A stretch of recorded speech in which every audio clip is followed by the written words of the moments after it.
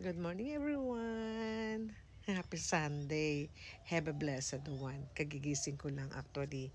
Nagkakapi ako dito sa aking kubo. Dito sa Land Down Under. Ayan, every day is Valentine Days. Wala lang, gusto ko lang magchika-chika tayo.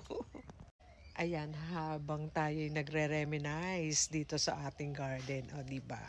So peaceful. Ganyan si Rosebud Sabona to get positive dito sa ating garden. Ayan. O, di ba?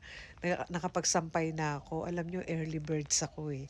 Kapag ganyang panahon, lalo't kung maaraw, ayoko masasayang. Very productive ako kahit sa gawaing bahay habang nag-garden, habang plant patrol, nakapagsampay na ako, o nakapagdilig pa ako, ayan na, o di ba? Wala tayong sasayanging oras habang ini-enjoy natin. Ayan yung ating mga halaman, yan ang ating garden. Tingnan nyo, nakalabas pa yung host ko. And then, dadaling ko naman kayo doon sa ating tropical. Ayan muna tayo from the distance. Siyempre, buhay pa yung ating wishing well. Hindi pwede mawala yan sa ating peri garden. Yan naman yung ating mga pumpkin, yung ating bougainvillea. And then ito, meron tayong 3 pole dito. Tapos ayan, si Habi dyan siya nagsisiga. Kasi alam nyo dito sa Australia, bawal yung magsiga under. Kasi magkakos yun ng bushfire. So ito yung ginagawa ni Habi. At dito sa area na to, lalagyan niya to ng pagolar. Ayan ang coming soon na project natin.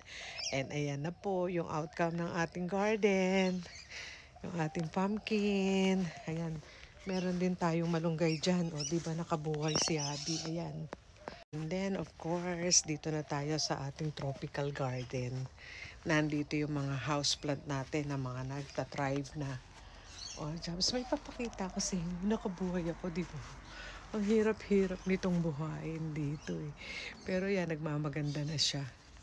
Ito yung props natin noon nang tayo'y mga good memories ng ating mga kaganapan. Nilagyan ko na lang siya ng mga sabit-sabit. Siyempre, nandito. Still, I work in out dito sa ating tropical garden. Ayan. Ang ganda na. Tingnan niyo ating mga philodendron. And then, of course, si ating Hoya. Laguna ni Hoya. Ayan o, ito si ating, kalimutan ko na yung mga pangalan pero they're still beautiful. Ayan, lahat sila na-restore. Kung nandito kayo sa akin, lahat ng halaman natin na-restore. Ayan siya, bushy-bushy na siya. Tapos andyan yung ating mga orchids. Ayan. And of course, nandito na tayo sa ating succulents dito sa ating front garden. Ayan sila, mga nagmamaganda, diba? Mana sa mami nila. Walang kokontra. Vlog ko to. Ayan o, diba? Ayan ang ating front yard. Minimaintain niya ni Habi. Credit to the ating kabiyak ng puso, kagapay sa lahat ng bagay. Diba? Ito din, nag-giant na. O, halos kapantay ko na siya. Ayan, yung ating plant box doon. Ayan siya. And then, of course, andun yung duyan-duyan ko. Yung aking pine tree na napaka-giant niya. Ayan. Hope you like our update video for today. Ang ganda kasi ng araw eh. Kailangan ko to. Yung vitamin C. And vitamin D. And vitamin lahat na.